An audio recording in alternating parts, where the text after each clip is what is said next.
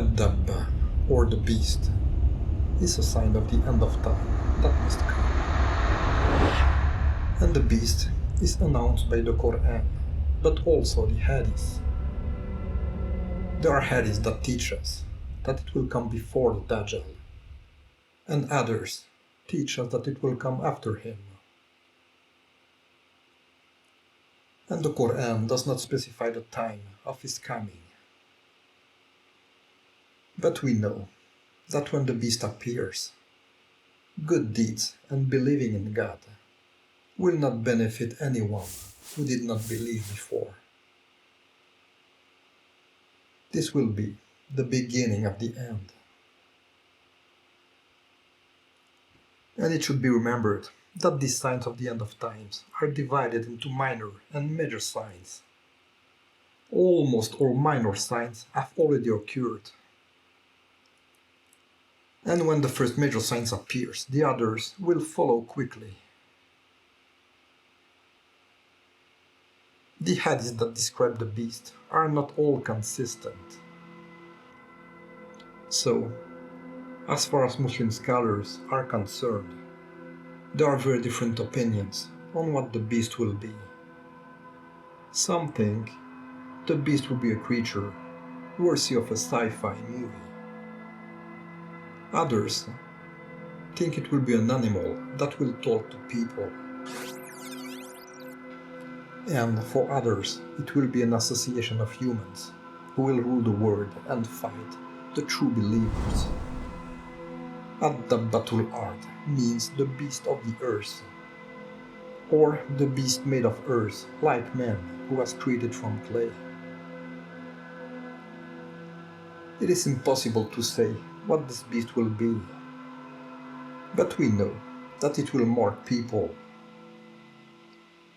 It is said in the Bible and in the Hadith. And there are many different opinions on what this mark will be. And you should know that this mark will allow people to have a normal life and distinguish between those who follow the beast and the others. The Hadith tells us that with this mark, people will be able to buy and sell, have a normal life, and the others will be rejected from society. There is a Hadith that informs us that the beast will possess the rod of Moses and the seal of Solomon. These two objects allowed the prophets who possessed them to perform miracles by the grace of God. You should know that the staff of Moses cancelled the illusions of Pharaoh's magicians, and the seal of Solomon is what allowed him to control demon and jinn. As I said, the revelations in the Bible speak of the beast. Revelations are the last chapters of the Bible. These are texts that date back to the 1st century. And these texts make an allegorical description of the beast. Christian scholars have always considered the beast to be human, or a people who will fight the true believers. Now let's see how the Bible speaks of the beast. And it should be remembered that this pictorial description is allegorical. This will be explained later. The dragon stood on the shore of the sea, and I saw a beast coming out of the sea. It had 10 horns and 7 heads, with 10 crowns of its horns, and on each head a blasphemous name. The beast I saw resembled a leopard, but it had feet like those of a bear, and a mouth like that of a lion. The dragon gave the beast his power and his throne, and a great authority. One of the heads of the beast seemed to have a fatal wound, but the fatal wound had been healed. The whole world was filled with wonder and followed the beast. According to Christian scholars, the different heads of the beast represent empires that ruled the world. That is to say, the Sumerian, Egyptian, Greek, Roman, or Persian empires. And for the injured head, it is a people who have been persecuted and exterminated, and who have been able to rebuild themselves, to lead the world. It was given power to wage war against God's holy people and to conquer them, and it was given authority over every tribe, people, language, and nation. So the beast will rule the world, but not alone. Another beast or nation will help the first beast to be worshipped. Then I saw a second beast coming out of the earth. It had two horns like a lamb, but it spoke like a dragon. It exercised all the authority of the first beast on its behalf, and made the earth and its inhabitant worship the first beast, whose fatal wound had been healed. And it performed great signs, even causing fire to come down from heaven to the earth in full view of people. So the beast can bring the fire from the sky. And there are not many possible explanations about the fire coming from the sky. It is obviously the modern military weapons, the different types of missiles or bombs dropped from the sky.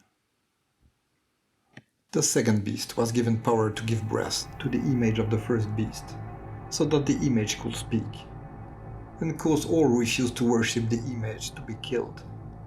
It also forced all people, great and small, rich and poor, free and slave, to receive a mark on their right hands or on their foreheads, so that they could not buy or sell unless they had the mark, which is the name of the beast, or the number of its name.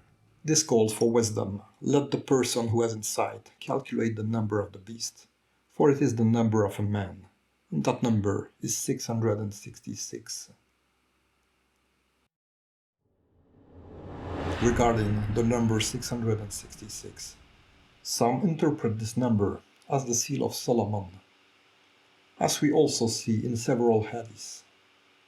The seal of Solomon is composed of 6 straight lines, which when assembled form a 6-pointed star, with the 6 small triangles.